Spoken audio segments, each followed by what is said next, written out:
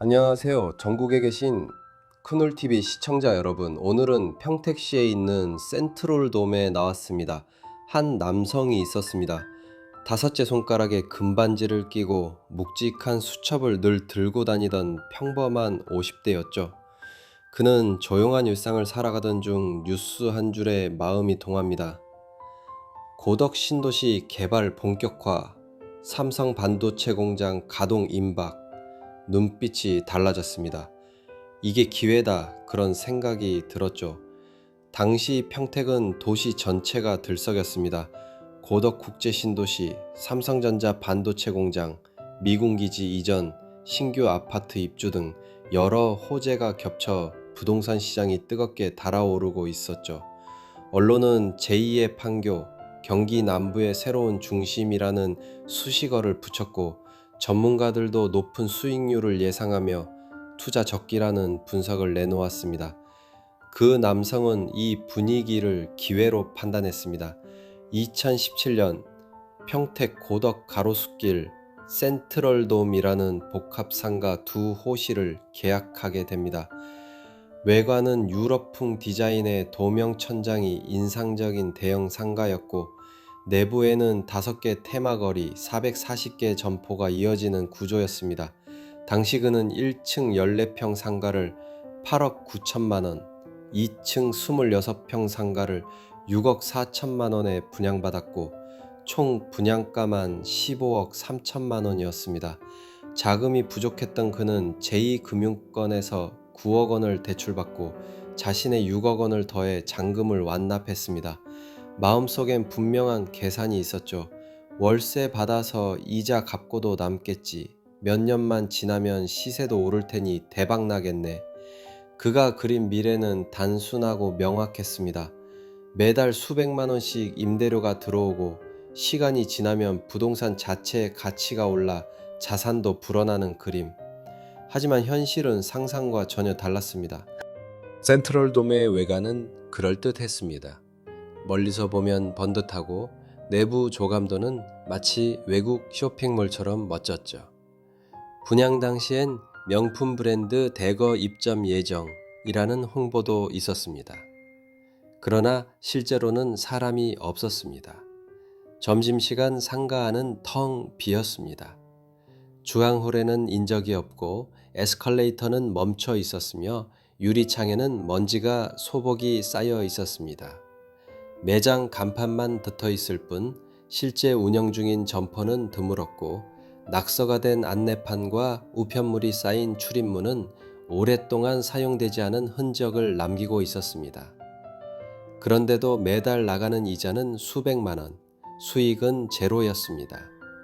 임차인은 구해지지 않았고, 임대료 시세는 끝없이 떨어졌습니다.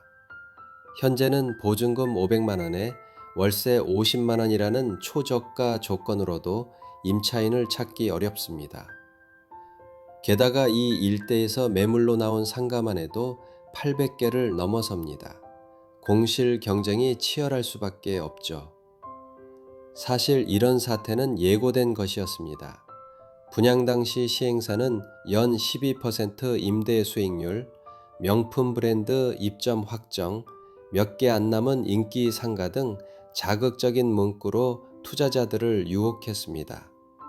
다수의 언론은 기대 심리를 부추겼고, 여러 유튜브 채널에서는 분양 설명의 영상이 쏟아졌죠.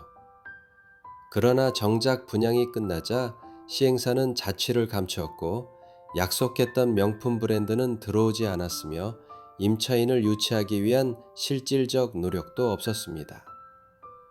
점포 수는 과도하게 많았고, 임대료는 초기에 비해 현저히 떨어졌으며, 관리도 제대로 되지 않으면서 상권 자체가 무너졌습니다.